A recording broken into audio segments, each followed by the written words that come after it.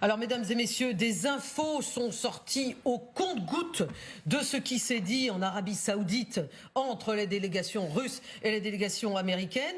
Et selon certaines sources, eh bien, la délégation russe qui était menée par des diplomates très expérimentés, alors que du côté américain, on n'avait pas le même genre de profil, eh bien, cette délégation russe aurait exigé des Américains qu'ils retirent leurs forces autant de l'Europe de l'Est comme condition première de la fameuse normalisation des relations entre les États-Unis et la Russie. Parce qu'il n'y a que ça qui intéresse Vladimir Poutine, hein, c'est la normalisation des relations. Ne plus être un paria, c'est beaucoup plus important pour lui que le sort, bien évidemment, de l'Ukraine.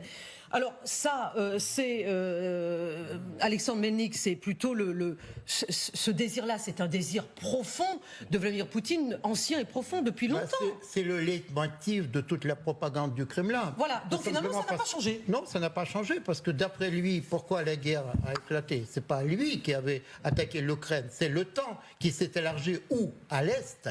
Et donc il veut revenir aujourd'hui. D'ailleurs, Poutine fait publier un document avant l'invasion de l'Ukraine, en demandant à l'OTAN de revenir aux frontières avant 1997, c'est-à-dire l'adhésion des pays de l'Est à l'OTAN.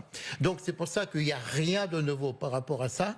Donc c'est-à-dire une fois de plus, Poutine essaie justement de jouer la carte anti-occidentale, anti-OTAN.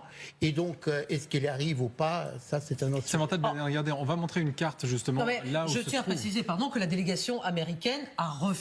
Bien sûr. Ceci. Pour le moment, c'est pour l'instant. Voilà, pour l'instant, c'est refusé du côté américain. De quel pays? Même si le narratif de Trump a quand même changé et aujourd'hui, il ne rejette pas l'idée que c'est pas l'Ukraine, c'est l'Ukraine qui est à l'origine de cette guerre. Et il peut rechanger ce point de vue en effet. Mais même si les Américains avaient dit d'accord, c'est pas eux les Américains qui sont concernés quand même. Je vais réussir à montrer cette carte. Allez, on va d'abord montrer la carte. Parce qu'il faudrait bien qu'on comprenne exactement de quoi on parle, de quels pays sont éventuellement concernés par un éventuel retrait. Les pays de l'Est, bien sûr, c'est-à-dire les pays baltes, la Pologne, la Slovaquie, la Hongrie, la Roumanie et la Bulgarie. Samantha Bendern, ça semble difficile de croire qu'on puisse d'un coup expurger tous ces pays des troupes de l'OTAN. Pardonnez-moi, mais là on nage en plein délire, non? Alors de l'OTAN, non.